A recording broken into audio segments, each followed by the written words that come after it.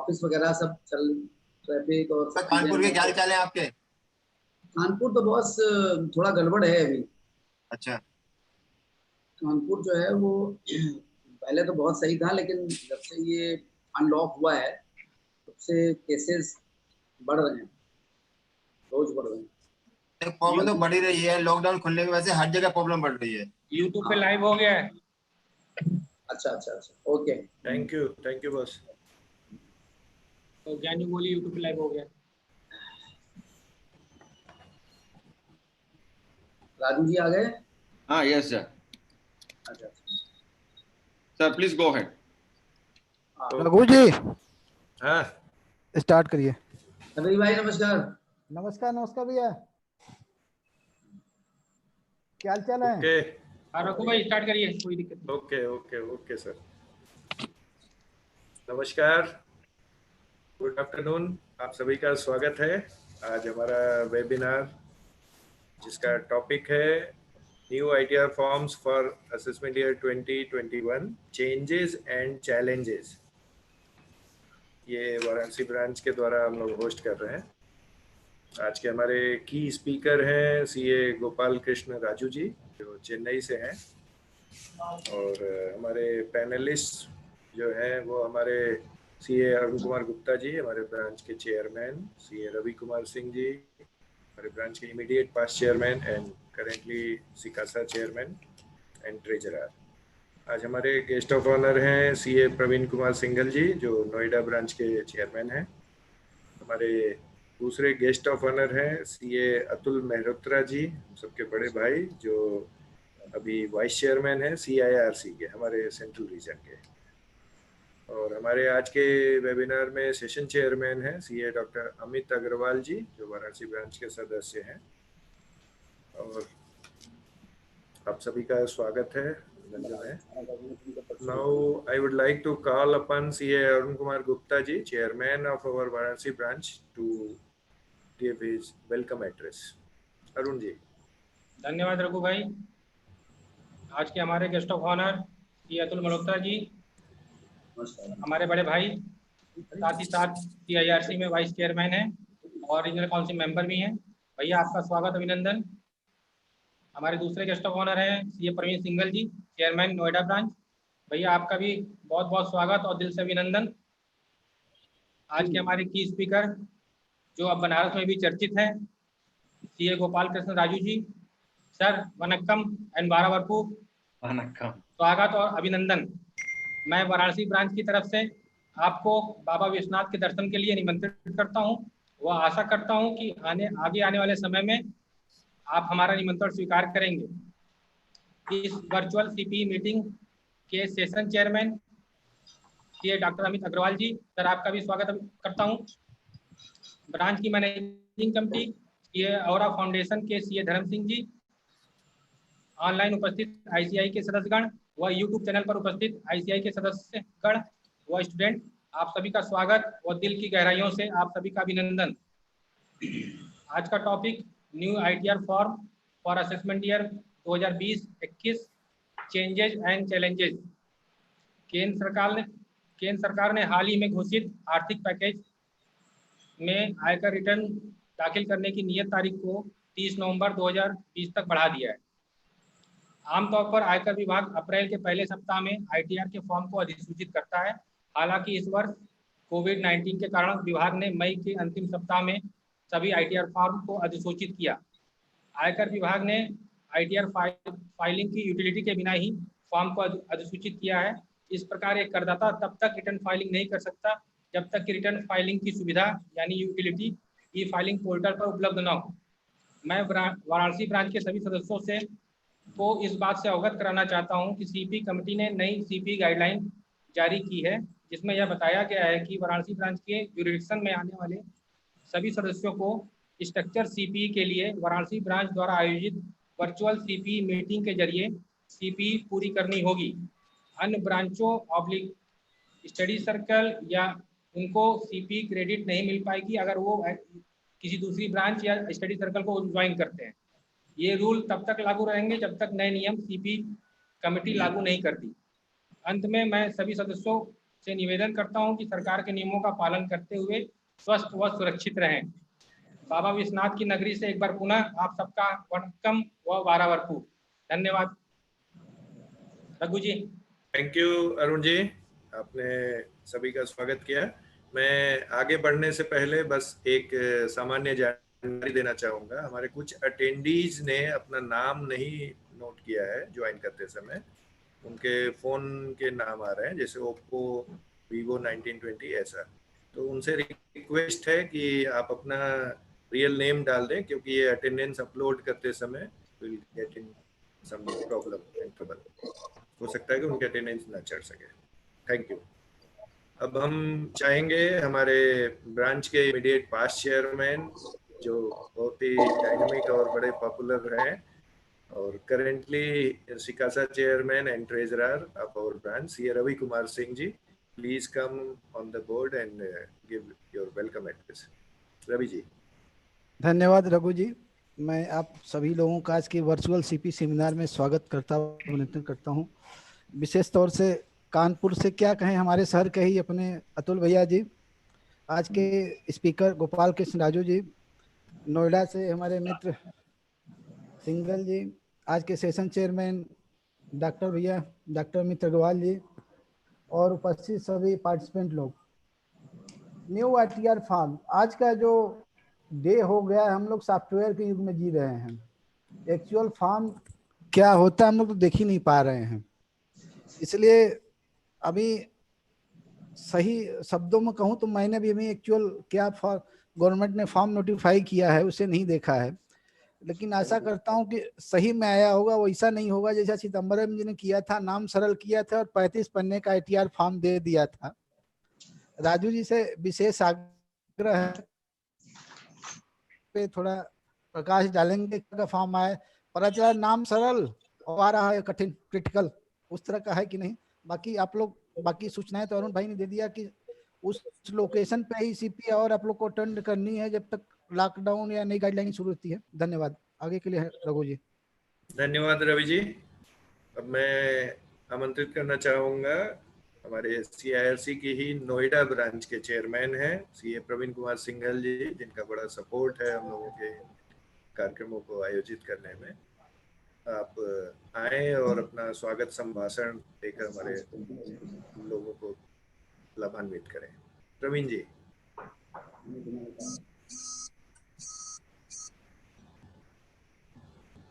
Praveen sir.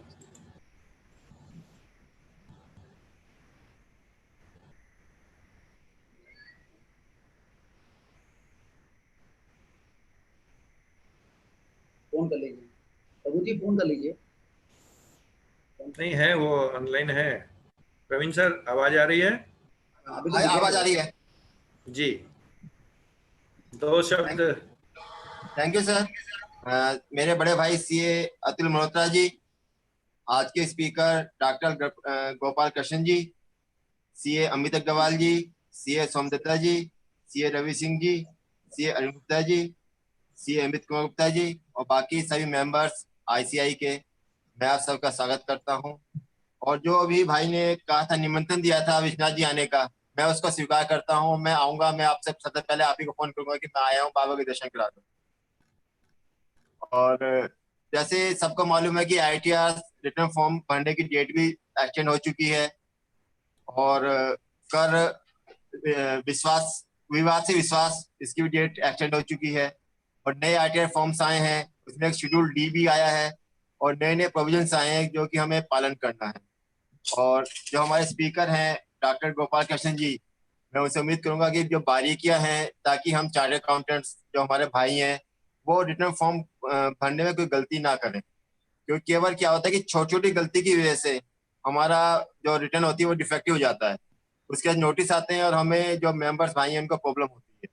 तो जो बारीकियां हैं, इसमें क्या क्या चेंजेस आए हैं, और जैसे हमारे सेविंग्स हैं, इन्वेस्टमेंट्स हैं, वो हमें 30 जून तक की डेट एक्सटेंड हो गई है, तो उसको हम कैसे रिफ्लेक्ट करेंगे, इनके क्या क्या प्रोविजंस हैं, वो इस पर प्रकाश डालेंगे। और एक बात तो कहना चाहूंगा, जो कोरोना के अंदर कुछ प्रॉब्लम हुई है, लेकिन हमें एक अपॉर्चुनिटी भी मिली है कि ये जो वेबिनार्स हो रही हैं, हम दूर दूर बैठे बैठे सब आपस में मिल लेते हैं, तो एक थ्रू वेबिनार हो रहा है। ये वेबिनार भी लॉकडाउन के पीरियड में ही एक इजाद हुई है। मैं 2 लाइन कहना चाहूंगा इसके लिए। लॉकडाउन में विपदा को हमने अवसर खूब बनाया। लॉकडाउन में विपदा को हमने अवसर खूब बनाया। फक्र की बात यही है हमारी कि भारत की मिट्टी को पाया। हम लोग वो हैं जो प्रॉब्लम में भी अपॉर्चुनिटी ढूंढ लेते हैं, जैसे हमने वेबिनार में ढूंढ ली है। तो मैं आप उम्मीद करूंगा कि जो हमारे गोपाल कृष्ण जी हैं हमें बारीकी समझाएंगे। Thank you very much. धन्यवाद प्रवीण सर। अब मैं आमंत्रित करना चाहूंगा हमारे CIRC जो सेंट्रल रीजन हमारे ICAI का है, उसके vice chairman CA Atul Mehrotra ji. उसके बड़े भाई का बड़ा स्नेह रहता है हमारे वाराणसी ब्रांच के प्रति। अतुल सर कृपया आए और अपने आशीर्वचनों से हम सबों को लाभान्वित करें। Thank you, Raghu bhai. Thank you so much for your kind words. Arun Gupta ji, chairman of the branch, Amit Gupta ji, vice chairman, Raghu bhai हमारे smiling secretary, and रवि भाई जो हमारे अभी तक पास चेयरमैन थे और अभी पूरी जिम्मेदारी संभाले हुए हैं ब्रांच की। My friend from Noida, Praveen Singhal ji, and very important chairman of the session of today's CPM, CA Dr. Amit Agrawal ji, and our learned speaker of today's evening, Gopal Krishna Raju ji. A very good evening to all of you. Thanks to Varanasi branch for giving me this opportunity for being with all of you during this VCM as a guest of honor. I want to express my views on the term for a guest of honor, because I am very closely associated with Varanasi since long. And as most of the members, I think, are knowing that my head office is at Varanasi. And one more important thing is more than 60% of our strength is from Varanasi. So I never feel that I am out of Varanasi. I always feel that I am a part of the Varanasi branch. Even thanks to Varanasi branch for giving me this opportunity for today's VCM. I welcome you all for today's evening. As said by the chairman, our Arunji, that VCM has been introduced, or guidance note has been received by the CP directorate, and it is still that time unless physical gathering is not allowed. So we have to learn through VCM, and CP hours will be allotted to the branch members only. As we all know that global crisis is there, COVID-19, and if we think positive, what is the most positive outcome of this global crisis is we have learned a lot, and learning from last 70-80 days. We have to change our life. We have to change our office culture. We have to change our routine life, and it will be continued for few more months. It is not end right now. और कहते हैं ना कि सुबह होती है, शाम होती है, यूं ही जिंदगी तमाम होती है। तो एक चेंज जो है वो हमारी लाइफ में बहुत आते रहते हैं, और हमको अकॉर्डिंगली अपने को उसमें सेट करना होता है, एडजस्ट करना होता है। सो काफी चैलेंजेस अभी हमारे सामने हैं, because we are also in the service industry, and like the doctors, like the bankers, it is my personal opinion that we are also serving to the society. We are serving to the government, we are serving to the financial institutions, we are serving to the society at large. And since there are a lot of responsibilities on our profession, so we have to reset the we have to reset our whole culture, whole routine, because till this time We were exchanging the documents, we were exchanging the pen drive, we were sitting and discussing, and now we have to change considering this global crisis. So my request from all my members, seniors, juniors, boys and girls, please adjust our routine, our time, our office schedule, our family schedule, और उसी के हिसाब से हम अपने काम को अभी आगे, though there are most of the dates have been extended, but still we have to plan our future style of working. One very successful CEO of a multinational company said few words in a seminar. What is the balance sheet of life? What is the balance sheet of life? Get to work on time, work very efficiently during our working hours, and get back to our family. ये बहुत जरूरी है. Though money is important, but he still said further, money is important, but money is not everything in life. Not even our professional career is so important. What is more important? Work as a professional person and live as a human being. We have to learn. Due to this crisis, we have to learn some positive things, how we have to live our life in due course of time. Because हमेशा ऐसा नहीं होता है कि हर वक्त हमारे favourable हो, कुछ चीजें अगेंस्ट भी होती हैं. उस पर भी मैंने दो लाइनें बोलने का मन है मेरा. तो मुमकिन नहीं है हर वक्त मेहरबान रहे, कुछ लम्हे जीने का तजुर्बा भी सिखाते हैं. This is the time to learn from the situation, from our systems, from the instructions from the government, instructions from our ICI, and our ICI is regularly proactively guiding us regarding how to work, कैसे करना है, क्या करना है. We have to follow all those things. Considering all those things, I think now I come to the today's topic. Our learned speaker is here, and I am sure that we all are going to be benefited by this change and challenges of new ITR for assessment year 2021. And once again, I congratulate the Varanasi branch because they have organized this program on a very right time, or I can say rather well before the time, because the time is coming for the filing of the return and we are going to be engaged in our professional responsibilities. So thank you Varanasi branch, and I congratulate Varanasi branch for this, and I hope we will going to be benefited from the deliberation of Rajuji. Thank you, and I over to the MOC. Thank you. Thank you. Thank you, Atul sir. Thank you for your words to enlighten all the participants. Before going ahead, I would like to share a little bit about our key speaker, CA Dr. Gopal Krishna Rajuji. For those who have not attended our previous webinar, CA Gopal ji is from Chennai, and he belongs to a family of practicing chartered accountants. His father, his mother, his younger brother and wife all are practicing chartered accountants. He is quite learned and academic professional. He have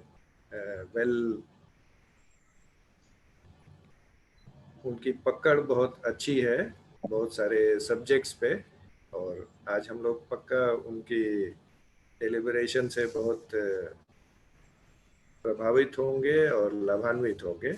Now I would like to hand over the mic to CA Dr. Amit Agrawal ji, session chairman for today's webinar. Amit ji कृपया आए और आज के technical session को बढ़ाने के विषय में अपने ओपनिंग रिमार्क्स दें. Amit ji. Thank you, Raghuji, Honorable Secretary of Varanasi branch of CIRC. I also thank young Chairman of Varanasi branch, Sri Arun Kumar Gupta ji, Vice Chairman Sri Amit Gupta ji, and past President Sri Ravi Singh ji. I also welcome today guest of honor Sri Praveen Kumar Jindal ji, Chairman Noida branch, and my elder brother Sri Atul Malhotra ji, Vice Chairman of CIRC, I also welcome all the participants, senior as well as junior, via Zoom or YouTube channels in a today CP meeting on new ITR from assessment year 2021 challenges and changes.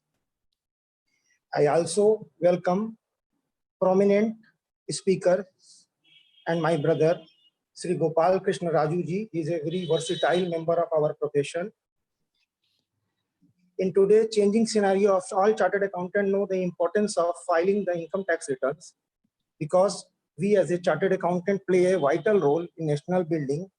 I like to speaker to point out the notification 31st 2020 issued on 29th May 2020, especially related to the proviso 7 of 139(1) related with aggregating exceeding rupees 1 crore rupees on more in one or more current account, expenditure exceeding rupees 2 lakh rupees or more on foreign travel for yourself or any other person in a previous financial year, or incurred expenditure of rupees 1 lakh or more on consumption of electricity during the previous financial year. I also like to speaker that he has pointed out the changes related with Form 26 years applicable from 1st June 2020. Session will be until 5:50 p.m. and followed by 10-minute question answer session. Thank you.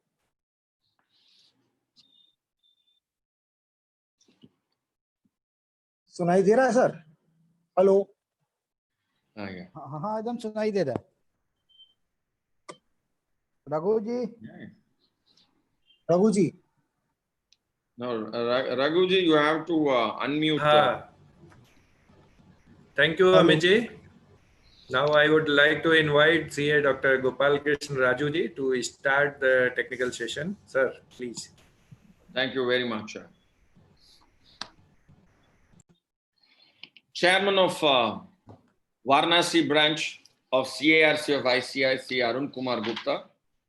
Vice Chairman CA Amit Kumar Gupta. Secretary CA Somdatta Raghu. Guest of honor and Chairman of Noida branch of ICI, CA Praveen Kumar Singhal. And very special person you have invited today. I must appreciate the Chairman of Varanasi branch, the Regional Council member and Vice Chairman of Central India Regional Council, CA Atul Mehrotra, and my session chairman, CA Dr. Amit Agarwal, and the immediate past chairman and the Kikasa chairman, CA Ravi Kumar Singh, and Dharam Singh was joining us from Delhi, and more than 60 members of Varanasi branch and more than 50 members from YouTube. My warm greetings and good evening to one and all. At the outset, let me thank Varanasi branch for giving me this wonderful opportunity to share my thoughts on the latest topic. Given a chance to me, I want to sit as a participant and want to actually listen to various changes that has been brought out. And I must place on record that the entire ITR, new ITR, if you take a printout, it comes like a booklet like this and almost 211 pages. So those of 11 pages and maybe I must appreciate and thank Varanasi branch for giving me an opportunity, bestowing me a wonderful opportunity, I must say, to go through all this 211 pages. It's almost a mammoth size, and every time, whenever new ITRs are released, right from 2007 onwards, Eto Tera edition hai, edition number 13, 2007 onwards, and every year the number of the assessees are growing online. Now today, in 2007, it started with e-filing only for corporates. Today, it is reverse. E-filing not applicable for 80 plus assessees who are not having business or professional income. To that level we have come today. That means everybody is covered. That means everybody is covered, and the statistics says close to 6 crore assessees are filing income tax return. When we compare with 2007, the online filers plus offline filers, we didn't even have this much of income tax assessees. But news, it is not encouraging news. It is not an encouraging news. Out of this 5 crore individuals, close to 2 crores and above of the individuals, they file they declare their income up to 5 lakhs. That means no tax.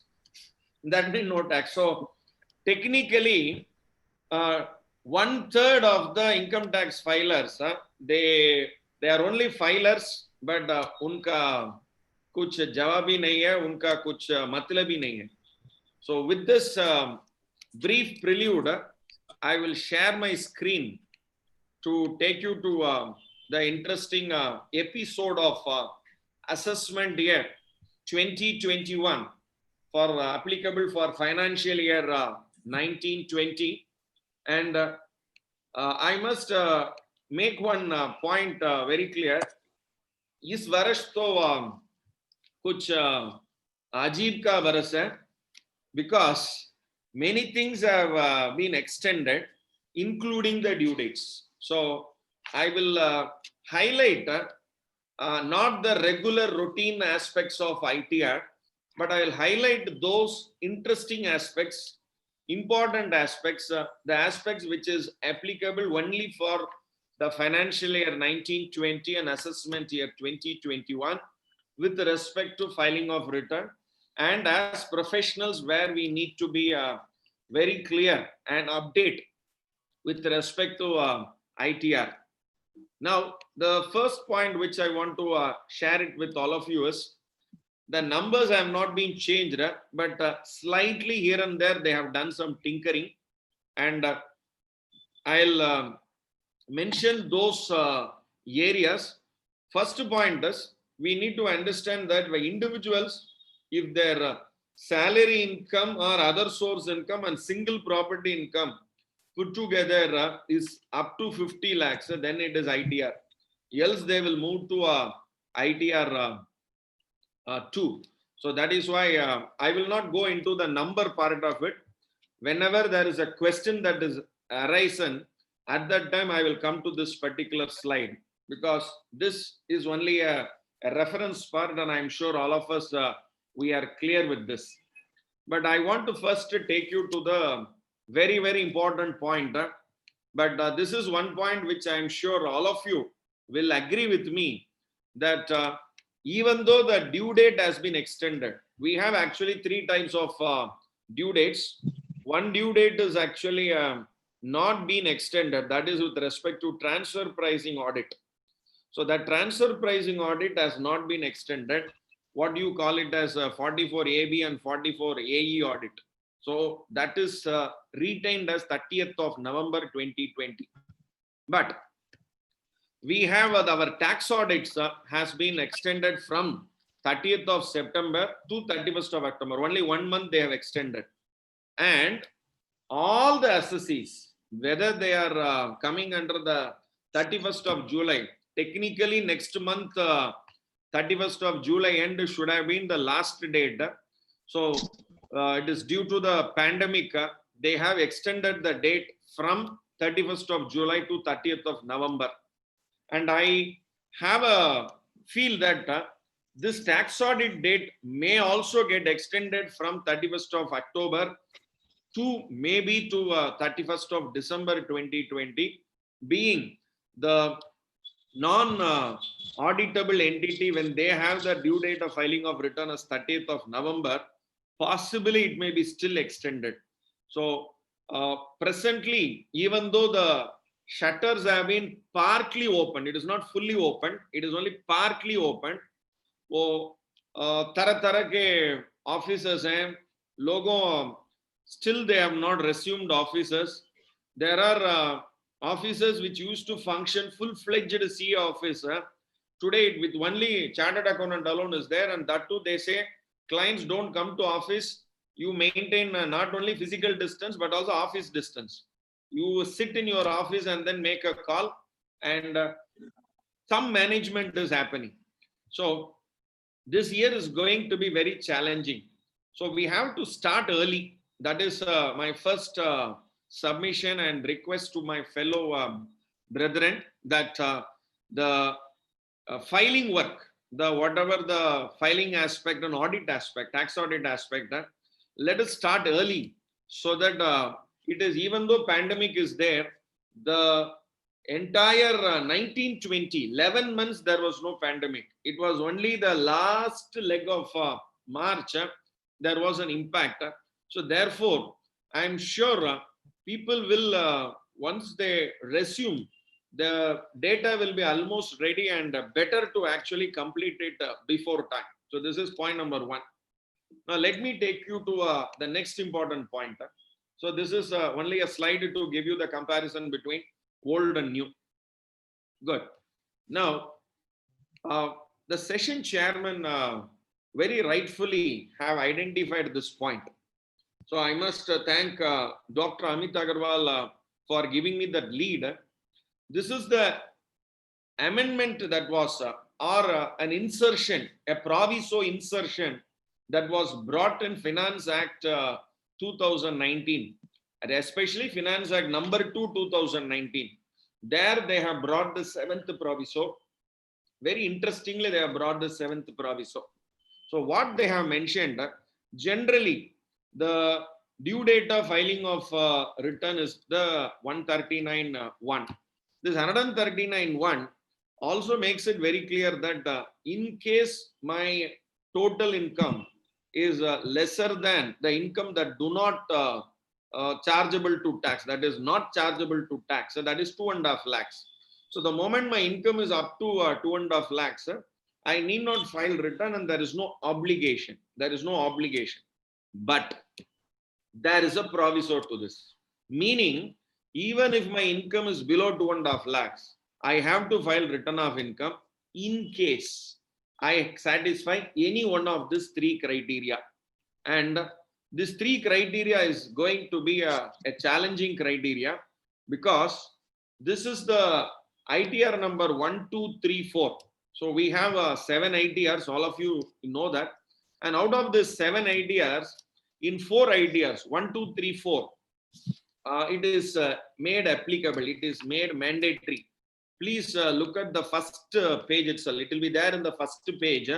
Any ITR 1, 2, 4 you take, in the first page itself, this has to be selected.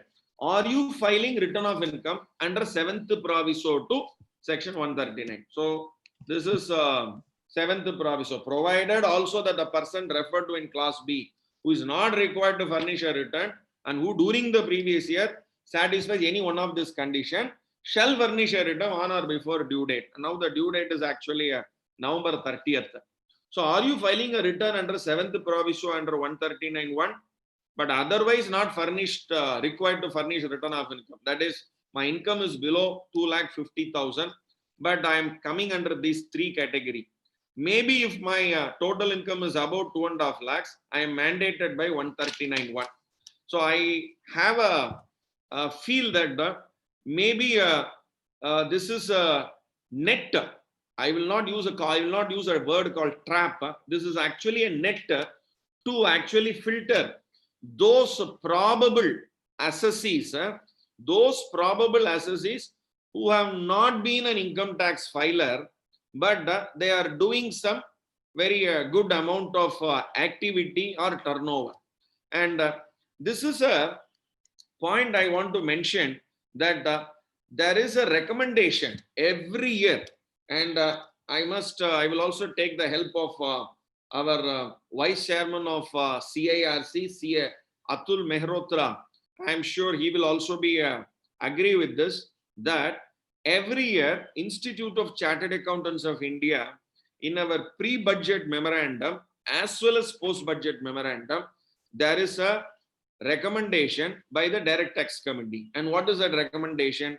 to expand the net of assessees, to expand the net of assessees.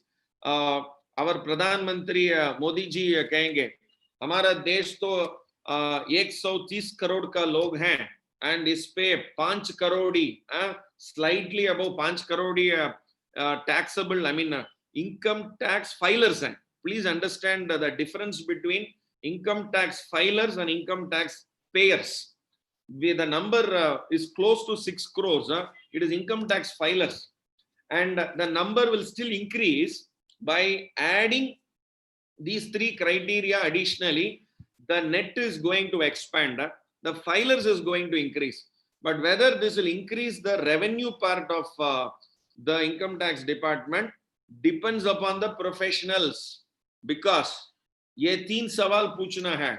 सवाल 1, bank पे 1 करोड़ के ज्यादा deposit है क्या?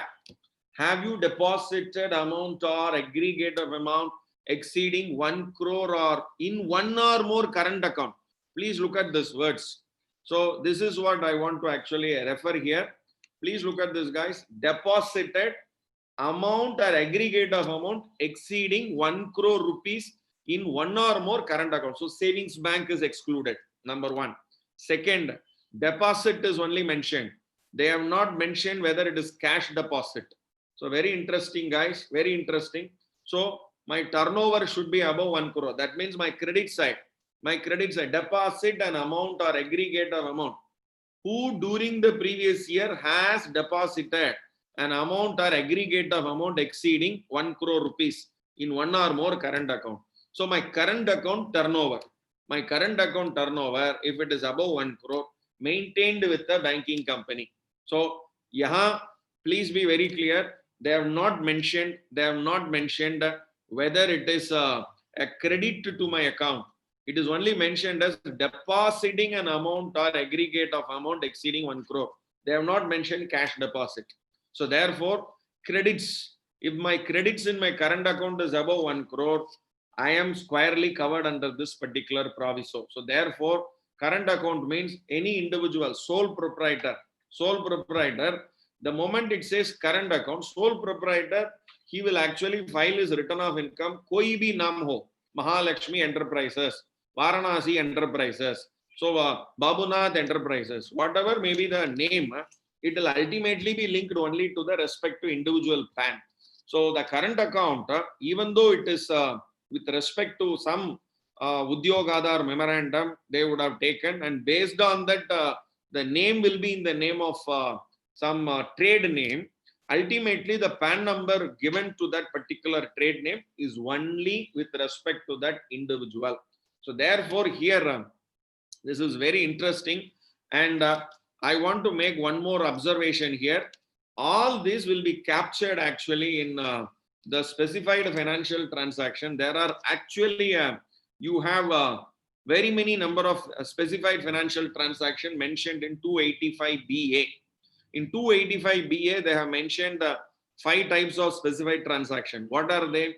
Transaction of purchase, sale, or exchange of goods or property, or right or interest in a property, or transaction for rendering any service, or transaction under a works contract, or transaction by way of investment made or an expenditure incurred, or transaction for accepting or taking any loan or a deposit. So apart from this, there are another furthermore, maybe apart from this, another 12 more transactions are there. So all these will be reflected there also. So therefore, data is already there with them. So the first question is whether there is a current account and Udyogadar memorandum is there, whether PAN number is submitted, and with respect to the PAN number, what are all the current account? And if it is not there, in 26 AIS, it is going to be reflected, because that is my next slide. Second question, have you made a foreign travel? This, our assessees are very, very, what do you say? They will keep their always silence whenever these kind of questions are asked. Of course, you need to actually check 2 things. One, let us take the photocopy of their passport, number 1. Second, please go to their Facebook account, if he is having a Facebook account or Instagram account, and type and just browse the entire history of his 1920. Everything will be available there. Even so, today income tax department not only need to see that. So what and all places he has visited, what he flaunts. So very, very important. So please understand that this particular point for the first time they have brought up. But I want to caution one point, additional point here. What is that? Please look at this. Has incurred expenditure for an amount or aggregate of amount exceeding 2 lakhs for himself or any other person for travel to a foreign country. This is the most, I will say, the serious part of it.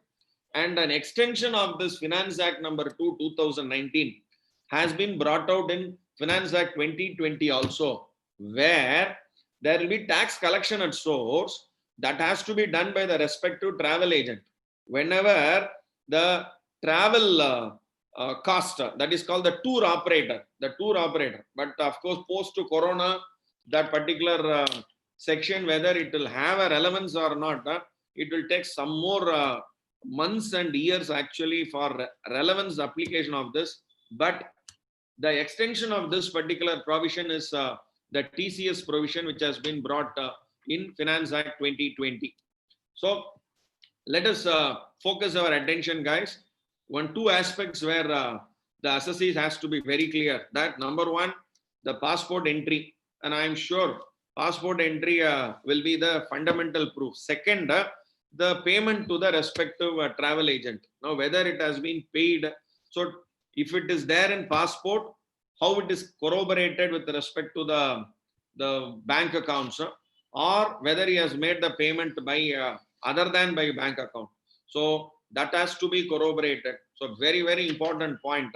So has incurred expenditure of an amount or aggregate of the amount exceeding 2 lakhs. So they don't mention that whether this has to be paid only by bank or by cash. So they made it very clear. So whether it is a foreign travel and the payment has been made through your account, through the assessee's account, so or there is an evidence showing that he has actually withdrawn money and that money has been utilized for payment to the respective travel agent. So this point is very important. So these are the guys who will actually, they will try to ensure that they don't come under any of this criteria, but the evidence will actually be against them. So number one is passport. Number two is the debit items in the bank account or cash withdrawals from the bank account. Third, has incurred expenditure of an amount or aggregate of the amount exceeding 1 lakh. So 1 crore deposit in current account, 2 lakh expenditure for foreign travel, 1 lakh towards consumption of electricity. Now here, naturally, the electricity should be in the name of the PAN holder, the service unit. So generally, the DISCOM companies, so distribution companies, electricity distribution companies. Okay, so generation and distribution companies or DISCOM companies, distribution companies, there the service unit is in whose name. So this is most important. So apart from the bank statements, assessee लोग पूछेंगे phone पे, auditor जी मैं क्या लाऊं, pan card लाऊं, second bank statement लाऊं. Okay, statement लाओ, pan card लाओ, पासपोर्ट कॉपी लाओ और सर्विस यूनिट बिल कॉपी लाओ. Service unit, that the card, that electricity card, state to state, the color of the card will be different. But in South India, the card is actually a white color card. And I'm sure in other states also, the card is white color or gray color or some other color. Good. That card, total for the 12 months, maybe we should ask him to actually do the total and bring. So maybe every once in 2 months, if he makes a payment, or once in 3 months, he makes a payment, depending upon the DISCOM billing cycle, or monthly once. It all depends upon the DISCOM's billing cycle. So generally it will be once in 2 months. The total 6 months, if it exceeds 1 lakh rupees and he is not an assessee, So automatically he will come. Now here, there is an interesting question. That question is, if I am a regular assessee, please look at this guy. I am a regular assessee and I have to tick this part. So are you filing return of income under 7th proviso to 139(1), but otherwise not required to furnish a return of income? So if I am saying yes, meaning my total income is below 2.5 lakhs, technically. Now, maybe if my taxable income is 5 lakhs or 10 lakhs or whatever it is, so then I have to only click no. But there will be travel expenditure above 2 lakhs. I repeat, there will be travel expenditure above 2 lakhs. There will be my current account deposits above 1 crore. My electricity consumption service unit in my name, in the assessee's name, and the payment will be above 1 lakh. If I will satisfy all the three, or any one I will satisfy, should I have to tick yes or no? I will only tick no, because I am already an assessee coming under the normal 139(1) rule. I said this is only a net. This is only a net for those who don't. The net is actually made with the smaller, I will have finer threads, so that those who actually go in the gap in between and then they go away, they are actually captured. So that is why this net is actually a finer net to capture more. And today, maybe I actually was discussing, because our firm, I used to be the statue. I used to sign the balance sheet for 4 years for one discom company. So in South India. So and our firm used to be the statutory auditors. So I used to ask how many households are there in that particular state, and households. I will ask them to divide into that. Statistics is there. Every discom company it is there, and you will be quite surprised when I asked this a dozen questions. How many rural? How many urban? Second, how many of them are? How many of them have submitted PAN number to you? No, this is a place where, and their answer is no. They say no, we are not obligated to receive PAN number at all. Now the question will come. Now there is a necessity actually to give a separate direction, separate notification for discom companies. Those service units, like how you actually mandate banks, we need to mandate the electricity discom companies also. Discom companies across the country, and in this Atmanirbhar Bharat Abhiyan also, discom companies have been given a special package, because they are due to their companies actually running in loss. All the discom companies are running in loss. Reason being, more dues are to the transmission companies, and they have not paid, and that accumulative, it is actually adding back to that interest is adding to the cost, and that is loaded to the consumers. Now the list of the discom companies, those who have paid their electricity bills above 1 lakh service units, that data is being shared to income tax department, to the CBDT, by all the discom companies. Now therefore, as professionals, we need to actually take in our books, take in our file. Point number 1 is your electricity unit is in whose name, what business you are doing, whose name the electricity bill is there. Now there are another interesting aspect here. I am not the owner, I am only a tenant. I am not the owner, I am only a tenant. Then have you incurred expenditure or amount, aggregate amount exceeding 1 lakh on consumption of electricity? They don't say that you should be a owner. So therefore, with respect to your rental agreement, sometimes the agreement will be divided into 2 parts. Part 1 is with respect to the rental part. Part 2 is with respect to the amenities part. And in amenities part, it has been very clearly mentioned that 10,000 will be paid towards electricity. So sometimes the electricity bill will be only paid by them, not by the owner.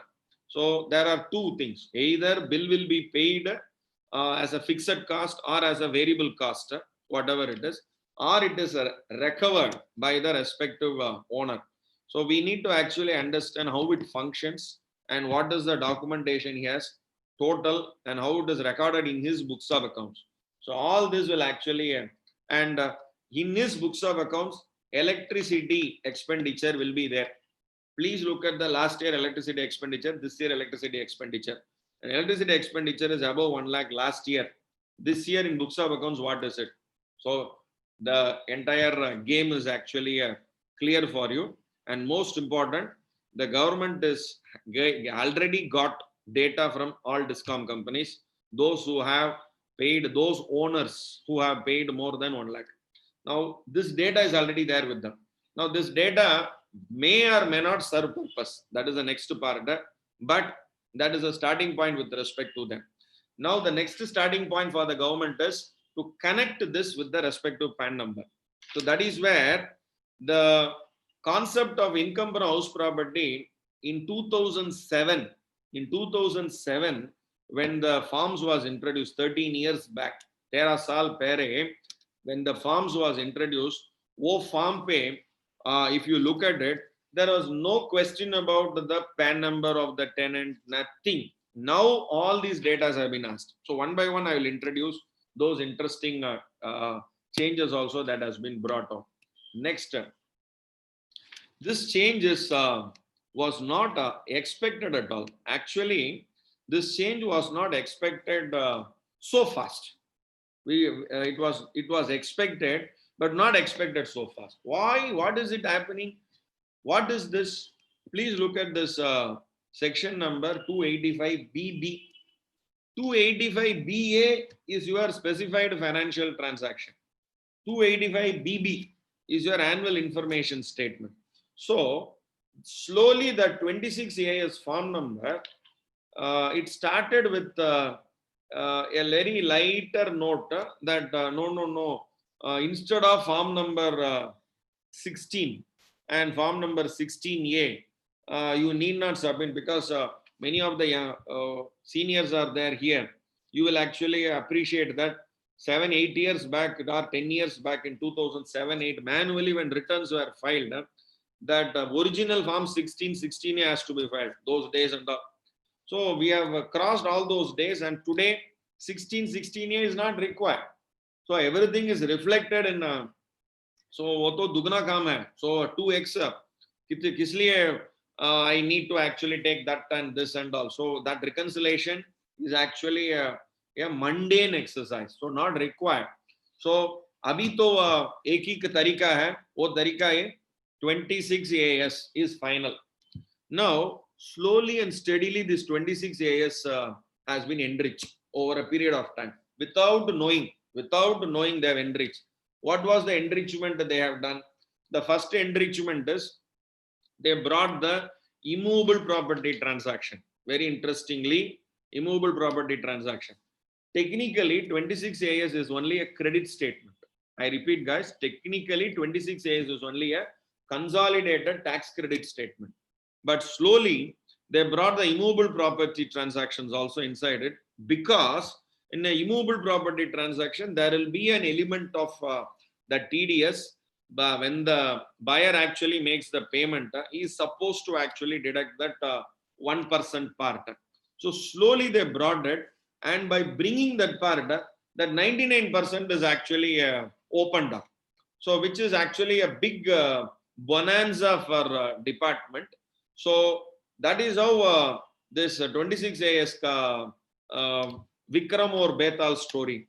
So they will actually say no, again it will come. They will actually no, again it will come. So 26 AS, it actually got expanded by year after year.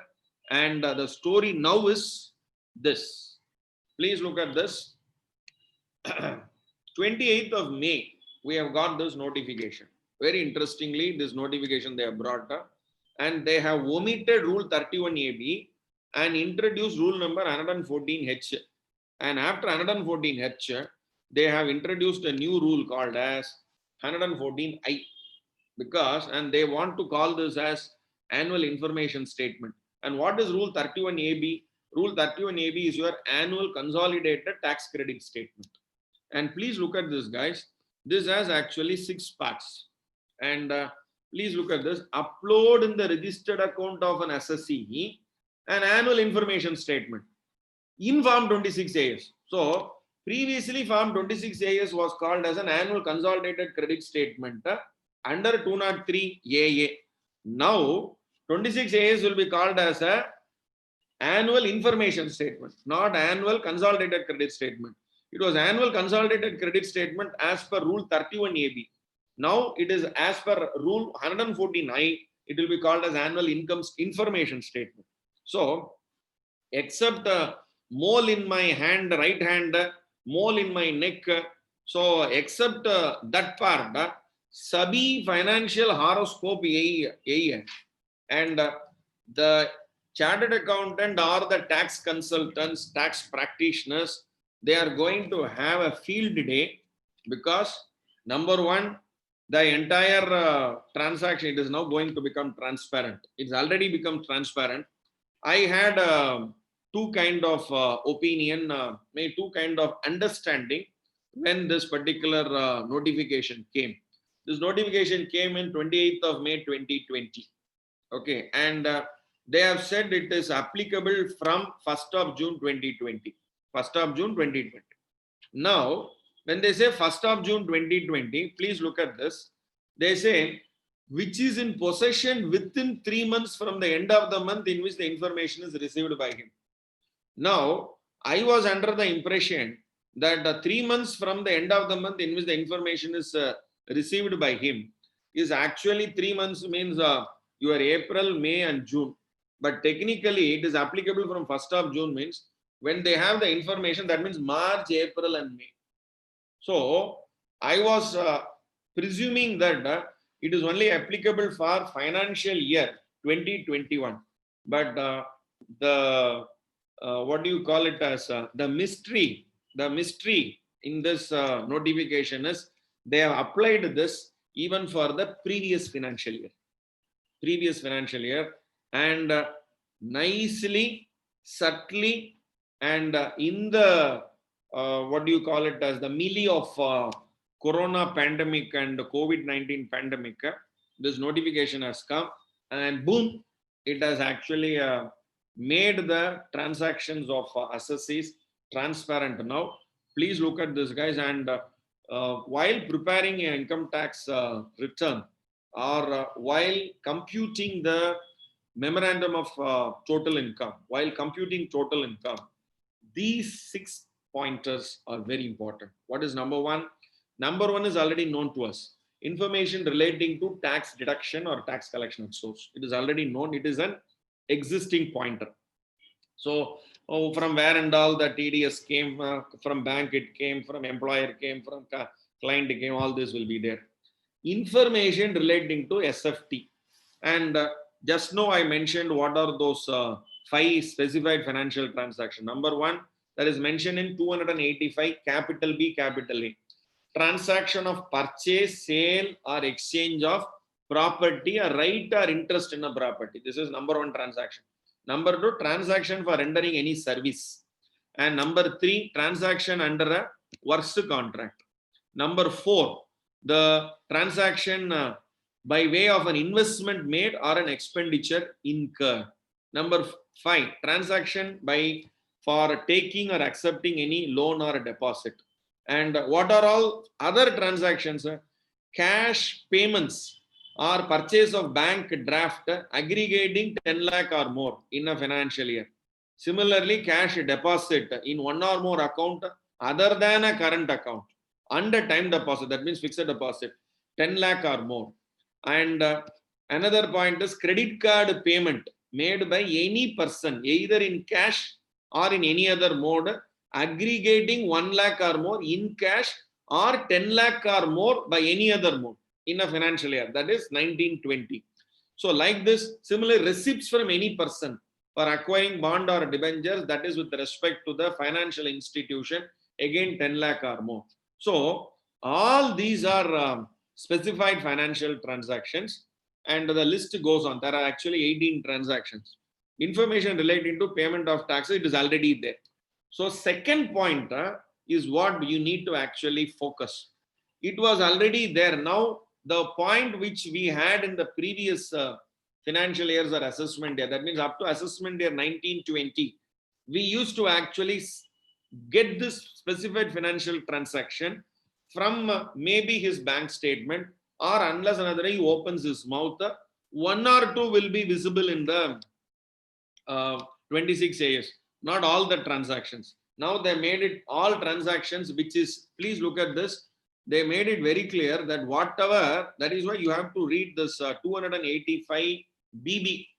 285 BB makes it very clear. The prescribed income tax authority or the person authorized by such authority shall upload in the registered account of the assessee an annual information statement within such time, which is in the possession of the income tax authority.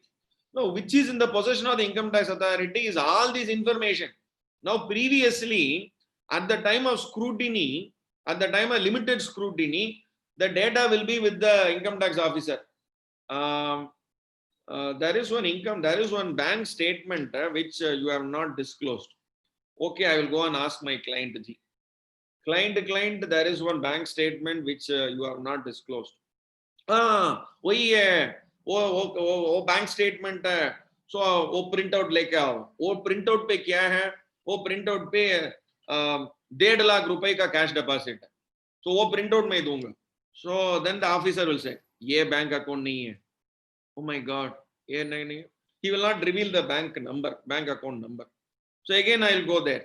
ये bank account नहीं, वो bank account है, वो ICICI पे है, वो axis bank पे है, वो प्राइवेट सेक्टर बैंक का, आई डिड वो प्रिंट आउट मैं दूंगा. वहां 12 लाख का कैश डिपॉजिट होगा. So 1.5 lakh 12 lakh, now 14.5 lakh cash deposit मैं प्रिंट आउट दूंगा. Bank the income tax officer will say ये भी नहीं है. My God, then I will go, ये भी नहीं है, और कुछ है. Oh, then the officer knows about that transaction. वो क्या है? उसमें 30 लाख कैश डिपॉजिट है. So 2.5 lakhs, 12 lakhs, 30 lakh cash deposit. So when I give the third bank statement, then also they will say A भी नहीं है. My God, then what is it? If I go and ask the client, वो तो एक combined bank account है, मैं operate नहीं करता, मेरी बीवी ऑपरेट करती है, उसमें 48 lakhs का कैश डिपॉजिट है. So if at all he has given that bank account in the beginning itself, the first 3 bank would have been escaped. So now all the 4 will be actually under the radar of the income tax department. So which is in the possession of the income tax authority, it is actually revealed in the 26 years. So let him break their head and file return. Because why I should actually, because what happens in the income tax offices, now all this Jamela, in this, they actually add this to the entire cash deposit, they add it to the, what do you say, the assessment. Technically, these should give them some breathing time to the entire money may not be income. Maybe it is not an illegal money. It is a legal money. There is they say there is called white black money and black money. White black money is only for tax saving, only for tax evasion and tax avoidance. I will not say tax saving. Tax avoidance, he will not declare that money. That becomes a black money. So that's called white black money. Now, what is a black money? Okay, so that is where the intention of earning that money itself is illegal. Bribery, okay, child trafficking, women trafficking, okay. So all kinds of murder, okay. So all kinds of anti-social elements. Because of that, the money has been earned. That is called black money. So it is that is where it is to be considered very serious, even in Benami transaction, even in the Prevention of Money Laundering Act. Prevention of Money Laundering Act and Benami transaction, they only bother about those extreme black money transaction, which what we call as the black money transaction, and this is white black money, where his intention is only to save tax, and in the process he avoids it.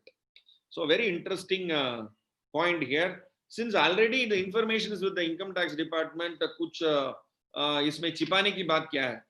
So Kulja Simsim, Kuldo, give it to him first. Let him break his head and do the assessment and let him pay fees to the professional properly. Professional हम पूछेंगे ना ये क्या है 40 लाख का, इसमें हमको हमारा फीस फर्स्ट जरूरत पे देना, फिर हम काम करेंगे. So point is very clear. Assessees have to actually take the help of the chartered accountants properly and then compute the income and then give. Naturally, there will be eligible expenditure in it. Naturally, there will be a possibility of writing books of accounts, maybe some evidences he will have. So we can guide him to say that, okay, वो proper book लिख के आओ and मुझे explain करो कैसा मामला है, वो आपने इस तरह का पैसा लिया है. So there is the real catch. So guys, this year this is going to be a I will say a bonanza. This is going to be a gold mine. This is going to be a gold mine, provided the professionals look into it in that particular perspective. And line by line audit is must. 26 AS, line by line, line by line. Okay, so that has to be reflected in my memorandum of computation of income.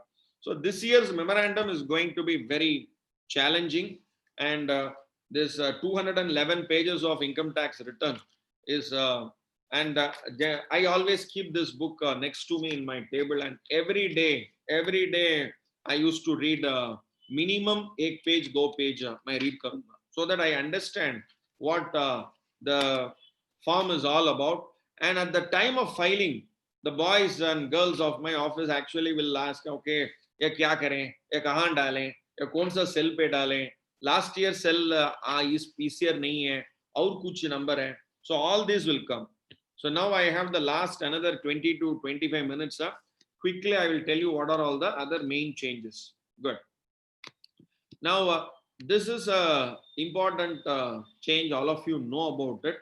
So I will just make this point very clear that the due date has been extended. So therefore, this fee for default in furnishing the income also maybe if it is, for example, the time limit itself is up to 31st of December, possibly this provision also has to be extended. So that is my humble view. So we have to wait and see. Next up.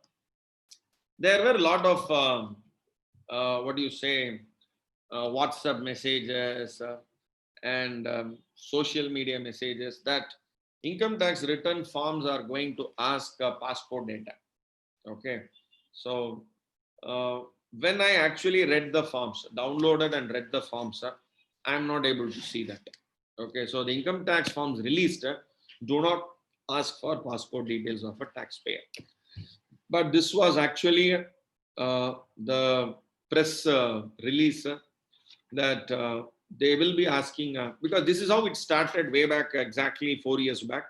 We are now in 2020, in 2016 and 2017. So exactly 2 years back, 2019 it became mandatory. 2018 it was actually this side or that side. 2017 it was optional. Now what was that? It was 16-17 financial year. It was actually the Aadhaar number. Aadhaar number, it came like an optional data. Oh no, just if at all you have Aadhaar, you give. But PAN anyhow you have to give. But Aadhaar, if at all you have, you give. That is how Aadhaar came in income tax return forms. But today, it is instead of, in lieu of, no, if you don't have PAN also doesn't matter, you give Aadhaar. Because if you don't have PAN and you have Aadhaar, the statistics says 130 crore, 130 crore लोगों पे 122 crores population have been allotted Aadhaar. So out of 130 crore population, 122 crore population have been allotted Aadhaar. Now how many of them have PAN card? Only 41.6 crore have PAN card. So there is a wide gap. There is a wide gap. Almost 1/3 of the other people only they have PAN. So that is why they have brought this particular interesting amendment called 139A5E and 139AA2. What 139A5E says, in case has not been allotted a PAN, no PAN is there, then you may furnish or intimate or quote this Aadhaar. So they are bringing the Aadhaar as a mandatory implementation in lieu of now what is this? It has not been allotted PAN, furnish, intimate or quote. There are transactions where you have to actually furnish PAN. Like for example, when you actually open a bank account, when you actually deposit, time deposit above 50,000, you have to actually quote a PAN. So that is a furnishing a PAN, intimation of PAN. So if you are not having a PAN, in lieu of that, you can actually give the Aadhaar. Now, such person shall be allotted a PAN. That is the next part. The story doesn't end here. Picture abhi baki hai. So, if you are not having a PAN, you have an Aadhaar, you intimate the Aadhaar or furnish the Aadhaar, then he must be allotted a PAN. So, by default, he has got it. He has got his PAN. So, technically, the numbers will actually rose up to the Aadhaar number. So, their point is actually using Aadhaar. I want to pull the number of PANs more. This is number one. Please look at second. In case you have been allotted PAN and who has intimated his Aadhaar, he may furnish or intimate or cause Aadhaar in lieu of PAN, provided 139(8)(2), you link it. If you link it, either of this you can do. And in linkage, originally the date was extended, and it was actually 31st of December 2019. Then it became 31st of March 2020. Now this month end is the last date for linkage of PAN with Aadhaar. Maybe they may extend it further also. We have to wait and see. So that is with respect to 139AA to 139A5E. And they are not asking passport. Original idea was to include passport in the ITR. Now I am not able to see the data here, but except that instead of Aadhaar number, Aadhaar enrollment ID they are asking. In case Aadhaar number is not allotted, the 12-digit Aadhaar number, PAN is 10-digit, Aadhaar is 12-digit, number of months in a year is 12, Aadhaar is also 12. So if Aadhaar is not allotted, the Aadhaar enrollment ID, which is a 28-digit, if eligible for an Aadhaar number, that enrollment would have happened, then that itself is sufficient. So that is the level at which Aadhaar has got importance in income tax return. So it came as an optional exactly 4 years back, 2017, 16-17 financial year end. You please look at that form number. It was optional. Today it is mandatory. Good. Now there is one more point I want to mention here. Also, the government withdrew the amendment prohibiting a joint owner of a single house from filing ITR 1 to ITR 4. Now, it is very interesting part here is, if there are joint owners, that is co-owners, my share is 30%, the other guy's share is 70%. Then I will only file my income for 30%. The other guy, whether he has to file it or not, that is an interesting part. He has to actually file.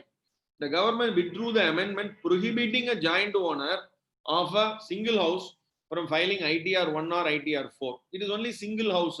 So let one.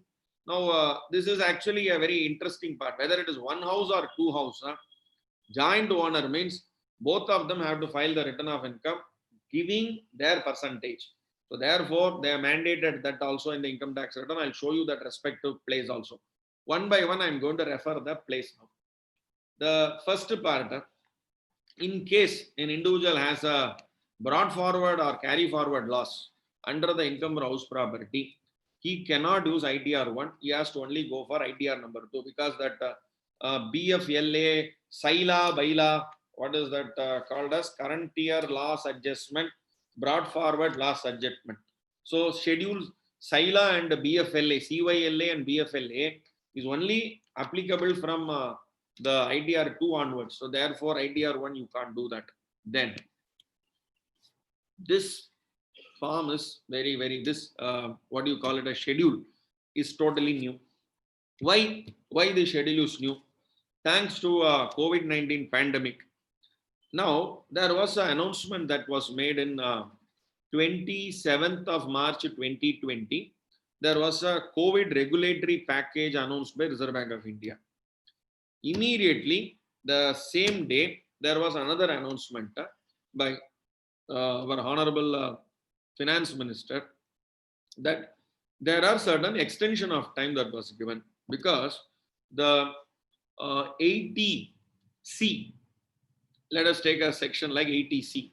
There are so many sections.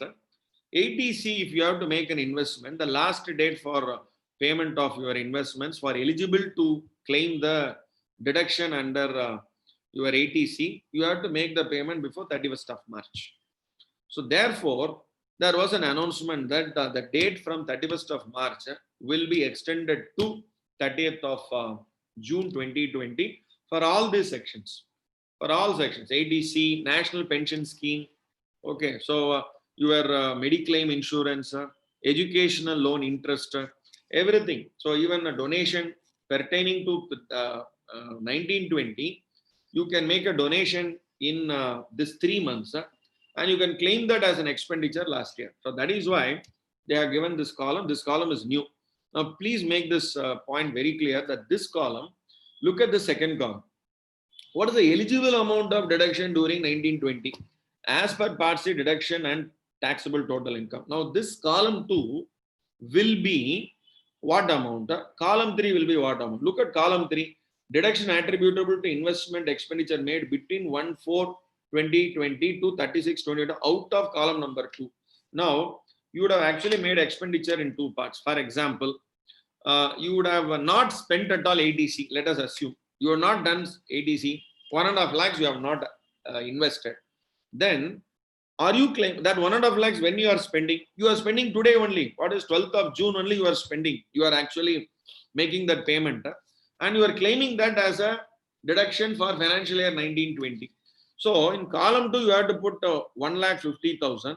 Column 3 also you have to put 1,50,000. Why? Because this 1,50,000 is claimed in 1920 but spent in the April, May, June only. It is actually spent in April, May, June. So that is the column you have to specifically mention. Sometimes you would have actually made a 1 lakh payment last year. Last 50,000 you would have paid not by April, not by March, but you have paid only in April, May or June. Then in column 2 you have to claim 1,50,000, but 50,000 you have paid only in April, May, June. So therefore 50,000 will come in column 3. 1.5 lakhs will be the deduction. So 1.5 lakhs reduction will be whatever is the reduction will be in column 2. Out of the column 2, how much you have spent or paid or attributable to the expenditure or investment made in April, May, June, that alone has to be mentioned in column 3. So this particular what do you call it, as schedule will be unique only for this year alone, because next year again we'll go back to the old regime. I presume we'll also pray that COVID goes, and this Jamela of the schedule separate DI is not applicable, and schedule DI is been mentioned not only in ITR 1 but also in ITR 2, ITR 3 as well as in ITR 4. In ITR 2 it is in page 27. In ITR, this is ITR 2. In ITR 2, long-term capital gains is also coming. Now, interesting part with respect to that is the due date with respect to reinvestment or purchase or acquisition. Generally, it may actually fall by 31st of March. They say it can be utilized between 1/4/2020 to 36/2020. So that means they have extended your period till 36/2020 with respect to amount utilized out of capital gains account scheme. So therefore, that part also has to be mentioned. So even though the deduction pertains to the payment or acquisition pertains to the year 1920, the payment was not made or the deposit was not made or the acquisition was not made in 1920, but only in the next 3 months. So that also they are capturing. So this is a very important part, and my sincere suggestion, this column, if this separate the DI column has to be mentioned, column 3 has to be filled up. I repeat guys, column 3 has to be filled up. Please ensure that there is an evidence for this in your file. In your memorandum for computation of total income, whenever the information is there, That means generally the bank statements we only ask from the April to March, that is April 19 to March 20. Now this year we need to ask the bank statement from April 19 not to 31st March 20, but up to, but bulky till 30th June. 30th June 2020 tak you must actually take the bank statement. That is 15 months bank statements you must take instead of 12 months, so that that particular column number 3 is corroborated in your bank statements from your April 19 to 30th of June 2020. So this is a very, very important change they have brought this year. Next, this is another new change they have brought. So wherever PAN is there, they have also brought the concept of what do you say, Aadhaar in ITR 4. Not only in ITR 4, it also in applicable in ITR 5 also, in ITR 3 also, in ITR 2 also. Representative assessee. Whenever there is a representative assessee, generally you have to give PAN number. That is must. Now, this year, if representative assessee has a Aadhaar, he doesn't have a PAN, using Aadhaar also it can be filed. So, slowly we are moving to a regime where alternative, Aadhaar is not there, PAN is there, okay, PAN is there, Aadhaar is not there. So, all this, maybe PAN is there, Aadhaar not there is very rare circumstances. Aadhaar is there, PAN is not there is only the common circumstances will come across. So they have added this A23 in ITR 4. That is the column. They speak about the A23, whether Aadhaar number has to be furnished with respect to a representative assessee. Now, please come to this part I have already discussed. ITR 5. This ITR 5, I am seeing this two things for the first time. One is ITR 5, who can file? Number one, the partner of a partnership firm. Number one, partner of a partnership firm. Now, as a partner of a partnership firm, we used to actually, many seniors are there, and I'm sure you agree with me, that as partner of a partnership firm, the share of a partnership firm is an exempted one. 10(2)(a) is exempted. So we'll claim that exemption. Oh, I've got 8,50,000 share of profit. And at the same time, we'll also say that the salary part is this, interest part is this, because that is deducted there and it is taxable here. Now, this one part has to be matched very properly. Of course, it will be matched. For example, what is allowed there has to be taxed here. That is, what is allowed as an expenditure in a firm will be taxable as a remuneration. For example, salary is allowed expenditure for a partner in a partnership firm. Then it will be taxable here in partner as an individual. So this linkage, they have brought it, and it has come to a finality this year, 2020. Finality. What is it? Are you a partner of a partnership firm? Yes. Name of the firm, give you the PAN number. So now, the moment a PAN of a firm is filed, that data with respect to the partner salary, that data can be actually captured. And there also, who are all the partners? What is their PAN number? So here you upload this data, their firm data is uploaded. Automatically, the human beings won't do any work. It is the back office. It is the data analytics. The data that is captured at the back office, that will actually do the matching, and it will throw the exceptions. It will throw the exceptions to the firm. It will also throw the exceptions to the, in a partnership, to the partner, and it is their individual responsibility, and that will be reflected in the limited scrutiny. So these are the points which is, it is at the back office of the, so therefore, very carefully, and I'm sure as professionals, we are very careful in taking these aspects, pointing it. But the errors may creep in. So this is a point where they have also considered it, and they have tightened that loose ends. Okay, tightened those loose ends. And look at this item number. This is item number M. Item number F. This is applicable for startup. Is applicable for startup, and startups are eligible for a special concessional tax rates also. So that is why it is not just like that saying that if you are a startup, you check that startup and then take that concessional tax rate. They make this point very clear. Whether you are recognized as a startup by DPIIT, that is Department for Promotion of Industry and Internal Trade, coming under Ministry of Commerce and Industry, Government of India. So are you recognized? Yes. If yes, please provide startup recognition number allotted by DPIIT. There you have to go. Whether certificate from Inter-Ministerial Board for certification is received. That means, are you innovation? Are you having any innovation? And if you're having any innovation, then that incubation center, that hub, that incubation hub actually have to give a Inter-Ministerial Board certification. So they will actually get direct. Please go to this particular hub and get the your innovation approved by them, so that the certificate can be issued by the Inter-Ministerial Board. If it is yes, sir, please provide the certification number. So recognition number, certification number.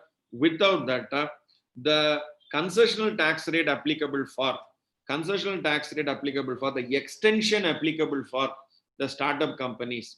Similarly, startup companies, when they invest their capital in their if anybody is investing capital in their company, there also they get their exemption with respect to capital investments.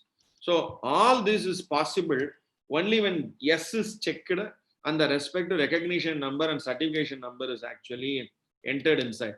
Similarly, the return on the investors with respect to the dividends paid. So there also the benefits which is extended to the startup companies, all this will be linked to this particular 2S box. So ITR 5 with that extent, they have also made these 2 points very, very clear. Now coming to the ITR number 7. This is a very, very important change they have brought. And maybe with this, I will leave the floor open for questions. This year, there has been, I will say, a run. I'll say a run for charitable and religious institutions. And by this time, they should have actually, because the possibility of, because on 1st of June itself, the re-registration of existing charitable religious institution, those who have got exemption under 12AA, they are supposed to make an application, and within 3 months they have to get a re-registration. Similarly, those who have got 1023C and 12AA, they have to either forego, technically from 1st of June, 1023C will be there, 12AA, they would have actually be expired.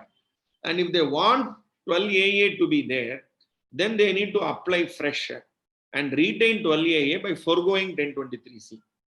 All these have been mandated. Similarly, those who have 80G, they also should apply and re-register themselves. All this re-registration is actually not a process to be done offline. It is to be process to be done online. And today, the database of income tax filing of the charitable institutions are there, but database of how many exemptions has been given all these years, today it is only in manual form. So therefore, to mechanize that, the data entry has been given to the assessee themselves. You do the data entry. Why the department should do the data entry? So this is the objective. So therefore, the re-registration is actually it is actually an enrollment process. It is not actually registration. Technically speaking, it is not a registration. But interestingly, they have brought one change in the ITR, which is also there in the provision also. And maybe I need actually minimum 1 to 1.5 hours to speak about the changes in 1023C, 12AA, the new section 12AB, then 80G, then section 35. all these sections has been changed, one shot. So therefore, I request the Varanasi branch of CARC of ICI, Chairman C. Arun Kumar Gupta, to actually conduct more sessions actually on this particular new changes that has been brought in Income Tax Act, especially for charitable and religious institutions. And this particular provision I want to make very important. What is this? Schedule ER. I repeat, guys, Schedule ER, which is in page number 196 of your IDR, because the entire IDR you take printout. I said there are 211 pages. This is in 196 page. So in this particular page, you have the schedule number ER, which has item number C, where disallowable expenditure will be added to the revenue part of the donation, because it is actually revenue expenditure incurred during the year, an amount applied to stated objects of the trust or institution during the previous year. So you have the establishment and administration expenses will be para A. Para B is expenditure on objects of the trust. Para C is disallowable expenditure. Here, they made it one point called the donation forming part of corpus fund. Now, I want to make one point very clear. Generally, if there is, say, 7 crores as donation, 3 crores as corpus fund generally will have a direction. Okay, I am a donor. I am donating this 10 lakhs for the purpose of building, for the purpose of your capex purpose. So then you directly take it to the corpus, because it is donor's intention that this money has to be kept. It should not be spent. Okay, so that is the idea. Now, there are generic donation that will come.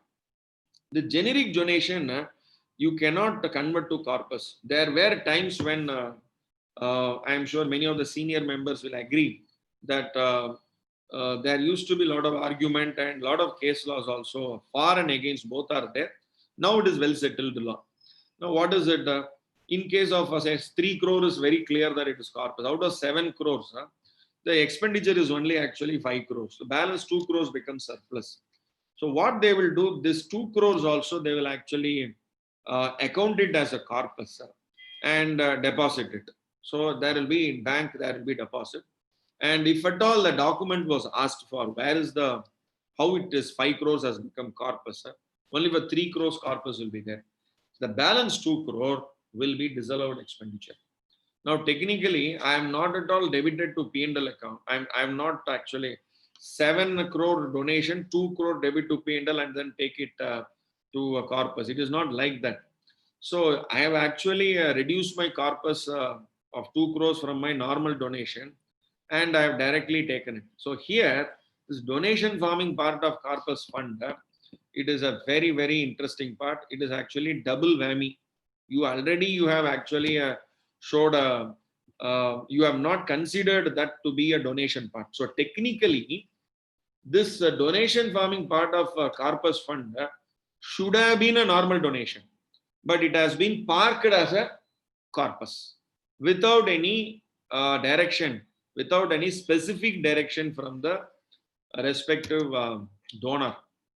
So therefore, the corpus will be chopped off from the respective capital account and it will be added to the disallowed expenditure. Very, very interesting part. And this in the audit, I repeat, guys, in the audit, the auditor is supposed to actually capture this in his audit report. And if it is captured in his audit report, it will form part of this schedule ER. So this part is very serious and it will be a very big chunk amount. So these are the major changes that were being brought out, and the time is now 5:35. I will now hand over the session to the session chairman, and maybe I will invite the questions for further discussion. Thank you very much, Varanasi branch and all the participants. I must thank all the 50 plus 60 plus participants who are online throughout. And thank you to my session chairman, CA Dr. Amit Agarwal, and all the panelists. Our vice chairman is very busy with this call. Maybe he's talking to chairman of CARC. So over to Somdatta Raghu and Arun Kumar Gupta, chairman, and my session chairman, Amit Kumar Agarwal. Thank you. Thank you, sir. It was really a nice session by you. और हम लोग पिछली बार भी आपसे ये अनुभव कर चुके थे कि आपका काफी इंटरैक्टिव सेशन होता है. Now it's time for question answer session. Before that, I would like to call upon our session chairman, CA Dr. Amit Agrawal ji, whether his queries he raised before opening of our technical session, before deliberation from our key speakers, whether it is solved, resolved or not. Amit ji, Dr. Amit Agrawal ji. I think his audio is muted. Yeah. Unmute. आवाज आ रही है? हाँ, आ गई. मैं बधाई देना चाहूंगा आज के स्पीकर गोपाल कृष्ण जी को, जिन्होंने बहुत अच्छे तरीके से न्यू फॉर्म में जो भी चेंजेस हुए, इसके अलावा उन्होंने 26 ईयर्स के बारे में भी डिटेल डिस्क्रिप्शन बताया, जो कि हम लोग के लिए बहुत ही लाभदायक है. इसके अलावा उन्होंने ये भी बताया कि हमारी अगर आधार को लिंक करने की डेट 30 जून तक है, अगर जिसने न किया वो भी कर ले. अगर गवर्नमेंट बढ़ा देती है कोरोना की वजह से तो बात अलग है. इसके अलावा उन्होंने ये भी बताया कि हमारे फॉर्म 7 में भी जो डिसअलाउंस टीआर में आया है उसका भी एक बड़ा इम्पैक्ट पड़ेगा अपने पे. तो अपने लोगों को जो जो चाहिए, इवन 26 ईयर्स में तो मेजर चेंजेस आ रहा है जिसकी वजह से सभी डिस्क्लोजर आ जाएंगे.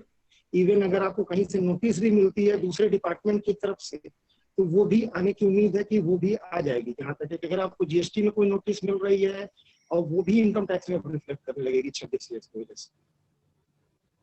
तो मैं बहुत बहुत बधाई देना चाहूंगा स्पीकर को कि उन्होंने सभी एरिया को कवर किया. और अगर किसी को जो भी क्वेश्चन पूछना हो वो उनसे पूछ सकता है. ऐसे तो पूरा क्लियर था कंसेप्ट. जी रघु साहब. Thank you, Amit ji. Sir, GKR sir. Yes, sir. Now the first question is from our member of Varanasi branch, CA Sambhunath Trivedi ji.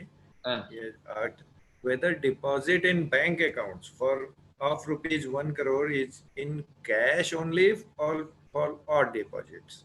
All deposits. All deposits. मतलब whether it is credited or deposited in cash. Entire credit. Entire credit. Okay. This word deposit actually we can interpret whether bank has given an interest credit, whether that can be treated as a deposit. So here there is we have a definition for a deposit only in Companies Act. We don't have a definition for deposit or explanation in Income Tax Act. So therefore here interpretation is my interpretation is all credits except for the credits given by the banks. All credits pertaining to that. So that is what is deposit of money. So here the section very clearly says, I repeat the respective section once again, because that is why I showed it there. It says, has deposited an amount or aggregate of amounts exceeding 1 crore rupees in one or more current account. So here, whatever the assessee, in the name of assessee, the check has been deposited. So it would have been deposited as cash, check deposit, everything is included. If it is only cash, they should mention that as cash. It was not the intention of the law that they want to make only reference to cash. So therefore, it's a very, very important question. So thank you very much. Next. Thank you, sir. Next one is I would like to request our host to unmute CA DK Singh ji. He's senior member from our Varanasi branch, CA Dwijendra Kumar Singh ji. We have a question. I want him to take it online. DK भैया.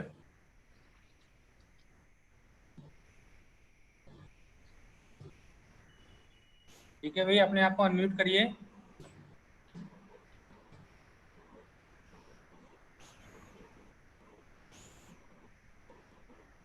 Unmute हो चुके हैं. आप पूछ लीजिए. Okay. Sir, question is a charitable trust not registered under section 12AA may file ITR 7 or not? No, ITR 7 is not applicable for them. They have to file ITR number 5 only. Okay. ITR 5 as association of us. If the society or trust is not registered under 12 AA, then it cannot file in ITR in Form 7. Okay. Because they will be inviting the risk of entire credit to be added as income. Sir यहाँ काफी ऐसे cases आ चुके हैं, हाँ, तो 7 भर के वो उसके बाद वो रिप्लाई कर नहीं पाते हैं, उसके बाद वो केसेस वो that risk is there. So therefore better not to take that risk. Even I will actually genuine cases, those who have filed 7 expecting 12AA, they would have actually got their 12AA after filing. They also would have got the what you call as demand with respect to the entire credits. So what they have to do, they have to actually by online rectification is not possible. They have to request for transferring that rectification to the respect to assing officer, because assing officer he वो rectify कर सकते हैं, because he has to verify that why the delay has happened, who has made the delay. It is not delay, it is only a process, and as per the provision, if you have an exemption from say 12th of June 2020, retrospectively that exemption you can also claim from the date of your incorporation. That is also possible. That provision says that. So we need to give that request in writing saying that I am claiming that benefit. So at the time of filing, I didn't have the exemption, but now I am having the exemption. So now I am having the right. So please use your discretion to allow me that exemption. So therefore, it's a very interesting part. So better not to file ITR 7 if they have not got the exemption. Okay, thank you, sir. Next question is from our YouTube viewer. It's CA Sarpa Bhushan MSc. Question is, donation to trust also will appear in 26 AS, sir? This year onwards it will come. That is actually not from financial year 1920. That is from assessment year 2021 it will not appear, but assessment year 21-22 it will appear, because in Finance Act 2020, which is applicable from the 1st of July 2020, that is next month onwards, every donation made from 1st July 2020, the donor's name has to be uploaded like a TDS information.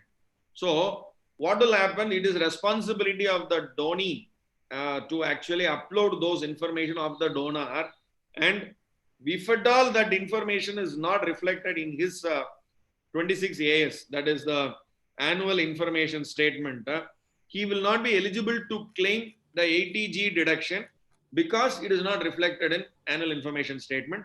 But that is the applicability from next year onwards, not in this year. Okay, thank you, sir. Please unmute CA Kailash Yadav ji. You have some question. Kailash ji, अगर आप आवाज सुन रहे हो तो आप अपना question put up करें। कैलाश जी है नहीं, रघु भाई नहीं है? नहीं। अच्छा, ठीक है। I will go for the next. We have CA Prakash Tolani ji with us. उनको अनम्यूट करें।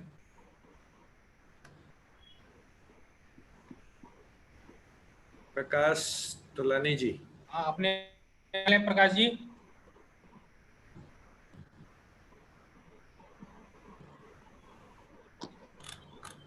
प्रकाश जी अनम्यूट करें।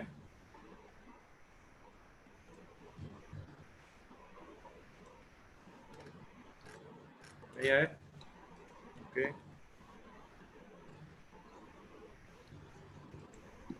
We have CA Vishal Singh ji. नहीं, विशाल सिंह जी भी सर नहीं है। ये कनेक्टिविटी की बड़ी इशू है। जी जी। एक Vivo 1920 है, उसको अनम्यूट करें। ये मनीष जायसवाल जी हैं। मनीष जी स्वयं को अनम्यूट करें आप। मनीष जी, आवाज आ रही है? मनीष जी स्वयं को आप अनम्यूट करें। रघु भाई क्वेरीज लिखी होंगी अगर आपके पास, तो आप पढ़ के क्वेरीज कर लीजिए अगर हो तो। नहीं सर, वो इन लोगों ने केवल ये दिया था केवल क्वेश्चन के लिए, इसलिए मैं ले रहा था। अच्छा अच्छा जी। Any other participant who wants to raise any question, have any query, please raise your hands on the screen. अच्छा, मनीष जी का क्वेश्चन ऐसे आ गया है, तो मैं बता रहा हूँ। Is it mandatory to file ROI of residential society and in which form? ये मनीष जी का क्वेश्चन है। Who asked this question, sir? ये मनीष जायसवाल जी हैं, उनको हम लोगों ने अनम्यूट भी किया है लेकिन वो आवाज नहीं पहुंच रही sir. Manish ji. Sir, point number 1. I must appreciate Manish Bhai for asking this question. So, residential societies, they are actually mutual organizations. Number 1. So, I receive 50 rupees from each of them, I spend for them. So, technically, there should not be any surplus. Yes. Even if there is a surplus, that surplus belongs to whom? The mutual organization only. So, mutual entities, surplus on their subscription is not a taxable income. Second point, what they will do is, nowadays housing societies have been formed where corpus will be deposited. Now that corpus only will create the issue, because corpus is only to help them to for those unforeseen expenditures. What will happen? Corpus interest it will earn, and fortunately banker will deduct tax at source at 10%, and this interest becomes income, because what is contributed is only corpus. Interest is not a corpus. Interest is actually an income.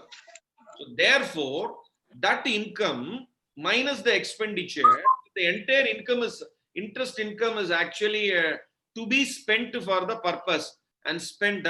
There is no surplus, even then not taxable income. But even if 1 rupee surplus is there, they are supposed to file return of income by paying 33 paisa tax. That is a maximum marginal rate. So therefore, my view is, in case you have a corpus fund and the corpus fund earns interest, and on that interest TDS is deducted, and the entire money is spent, you only accumulated, you are eligible as a residential society, you are eligible for claiming refund. So therefore, you need to file return of income under ITR number 5. Raju ji, meaning thereby, if there is a surplus with any housing society, there may be surplus, because there are 30 flats, we are collecting 2,000, 60,000 collected, 58,000 expended, and there is a small also. If we have even a 1 rupee surplus, then we have to file the ITR 5 and we have to pay the taxes. No. That subscription surplus belongs to subscribers only. That is not income. Ji, Vice Chairman ji, ab 545 hai. So what we will do? 500 rupees I am putting. You are putting 500 rupees. We both of us, we go to a club. We have a very good dinner. 800 rupees is the bill. Balance 200 rupees is there. What is 200 rupees? I will take my share of 100. You will take your share of 100. So there is no income here. So income is not subscription surplus. Income is the accretion. Accretion. If there is an accretion, there you have to file return. Means interest income is a income. Income, absolutely. Okay. And my view is, there are divergent views, sir, in interest income. If entire interest income you spend it, my view is you need not file return of income. But my view again will be different. When that interest income, TDS 10% is deducted. Balance 90% है ना, वो 90% आप खर्च कर सकते हैं. But the 10% you are eligible for the refund. So you file your return. So the interest income, even if you spent it, there is no surplus. So those surplus, no tax, no filing of return of income. But my view is, since TDS is there, you have to file return of income. So mutual entities are very, very special entities, sir. And my suggestion is, even if the corpus is there, better to file return of income from first year onwards. Otherwise, I'm not having corpus, my receipts and payments and income and expenditure alone is there. My current account is there on which no interest is there. So then I need not file return of income. यही मेरा ख्याल है. Thank you, sir. Next question is from CA Jitendra Patel जी. आप अपने को unmute करें और अपना क्वेश्चन रेज करें. जितेंद्र जी. स्वयं अनम्यूट कर लें जितेंद्र जी.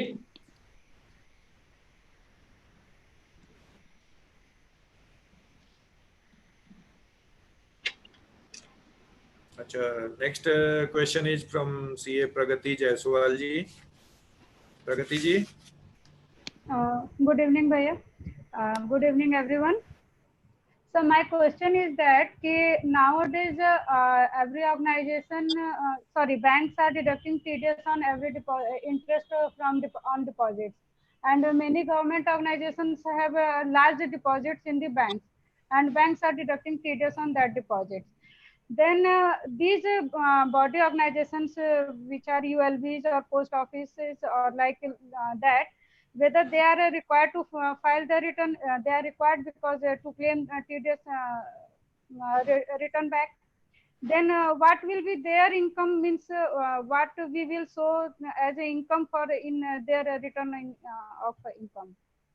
Madam, can you repeat the first part of your question? What is the entity? Sir, जैसे जो गवर्नमेंट बॉडीज होती हैं, डिफरेंट डिपार्टमेंट्स होते हैं, जैसे यूएलबी है या फिर गवर्नमेंट की और भी बॉडीज होती हैं, ये अपने फंड को बैंक में डिपॉजिट एफडी करते हैं और उनके इंटरेस्ट पे बैंक टीडीएस काट लेता है.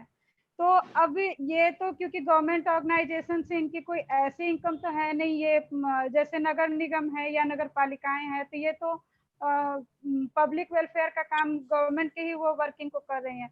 तो अब इनको अपने टीडीएस को रिफंड वापस पाने के लिए आईटीआर फाइल करना चाहिए, अदरवाइज वो फाइल करने का जरूरत है madam. So because they will be having an exclusive PAN number also. So my suggestion is you have to actually file return of income for them. Tell the income क्या दिखाएंगे, मतलब उनकी तो इनकम एग्जेम्प्ट होगी या फिर taxable, ये सारे जो हाउस टैक्सेस हैं या वाटर टैक्सेस हैं, क्या ये सब इनकम का पार्ट बनेंगे? No, madam. That is a mandate given because there is a constitutional what do you call it as the mandate, and it is also a direction given by the respective state government that they have to actually do the direction as per the government. So there is a fund mechanism. There is a fund accounting will be there. In that fund accounting, all those fund accounting will not form part of income. What will form part of income is that accretion part of it. That deposits what you make on that income part is there. That alone is the income part. On that there is a TDS that has been deducted. Again, that accretion part you actually spend it for the direction of the respective state government only. So you have to actually prepare from the fund accounting the respective accretion part of it alone, and how that accretion part has been actually spent. This is an exclusive separate because computation of income with respect to this fund accounting is a very interesting number calculation.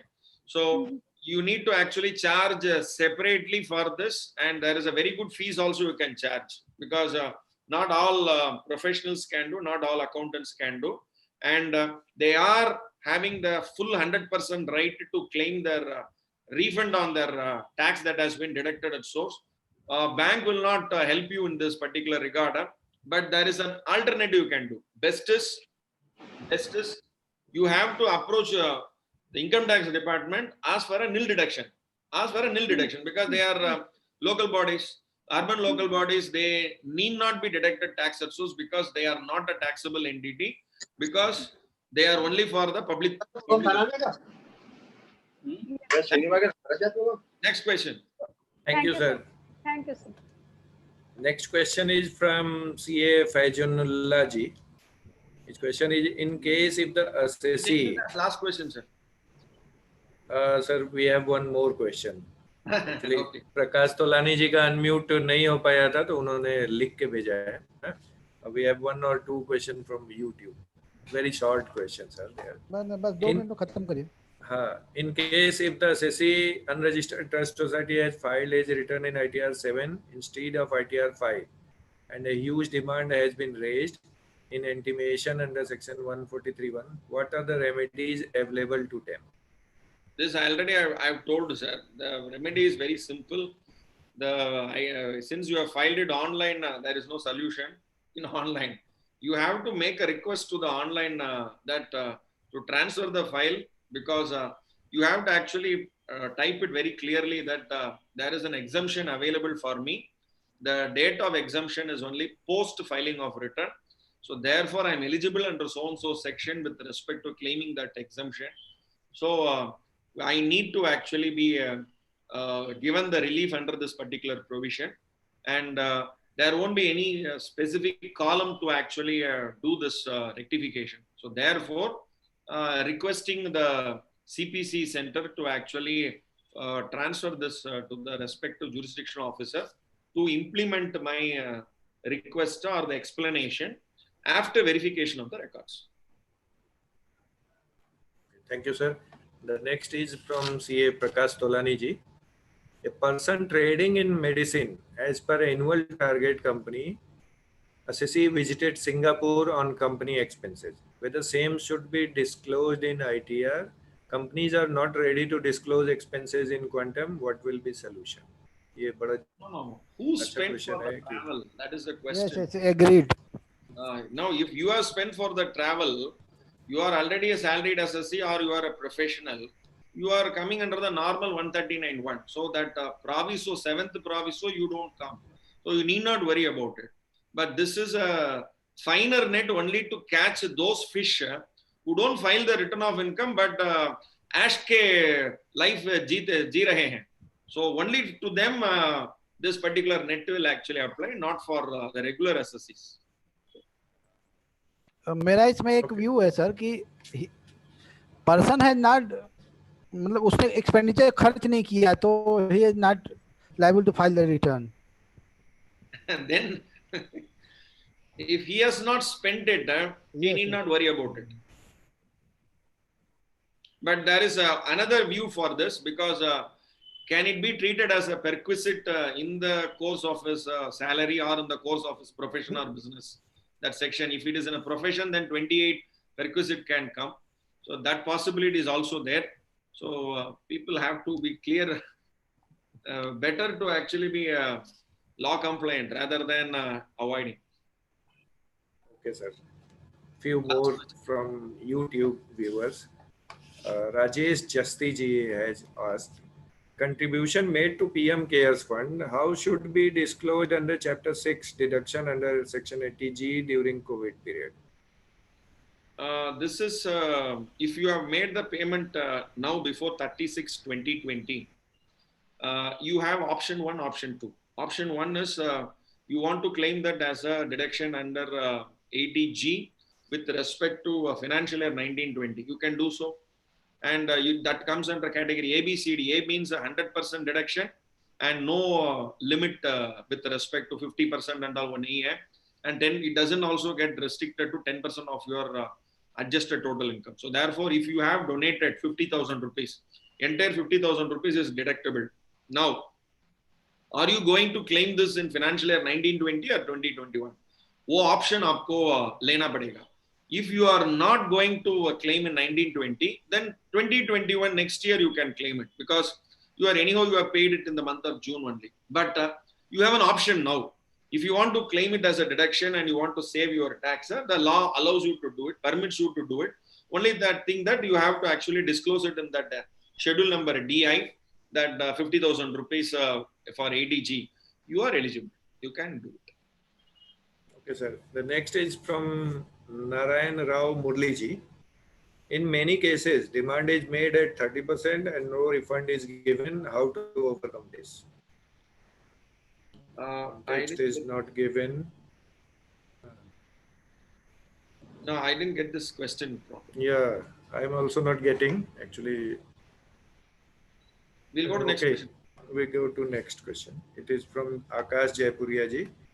Cashback received and discount received, as well as card reward point redeemed, is the income of the organization. He has not written type of organization, but Card, getting? loyalty bonus, all those. Yeah.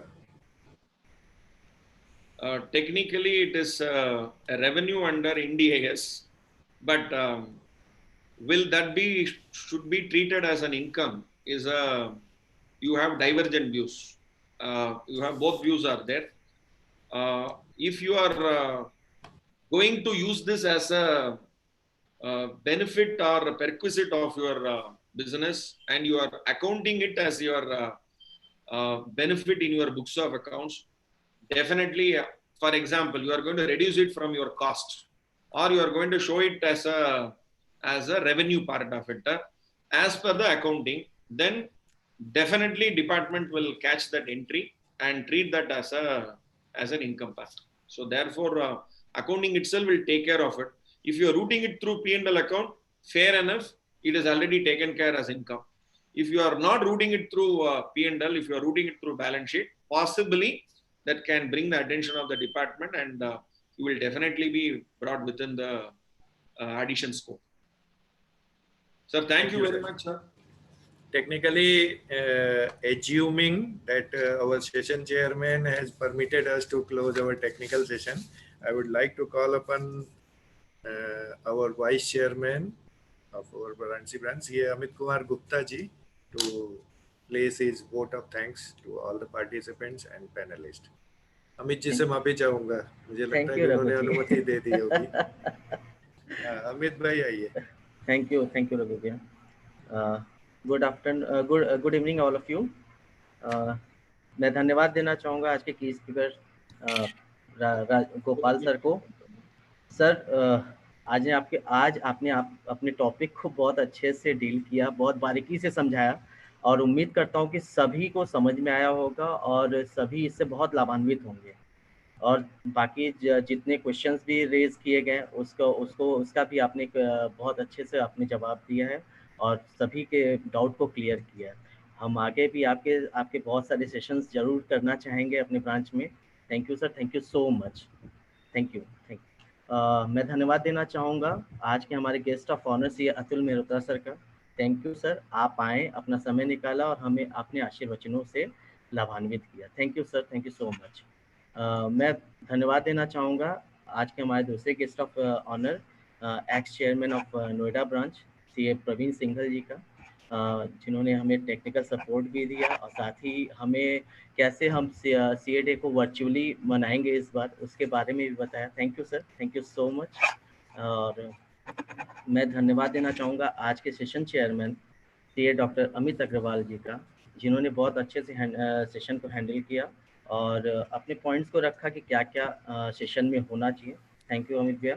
और मैं धन्यवाद देना चाहूँगा श्री धर्म सिंह जी का, जिनके technical support के बिना हमारा ये प्रोग्राम हो नहीं सकता था। थैंक यू धर्म सिंह जी। और मैं धन्यवाद देना चाहूँगा अपने ब्रांच चेयरमैन श्री अरुण कुमार गुप्ता जी को, सेक्रेटरी रघु जी को, past chairman, immediate past chairman अपने से कासा चेयरमैन रवि सिंह जी का। और साथ ही साथ मैं धन्यवाद देना चाहूँगा आज के वेबिनार में उपस्थित सभी अटेंडीज को, मेरे सीनियर्स, कोलीग्स और सभी जूनियर्स को भी धन्यवाद। Thank you so much, thank you all of you.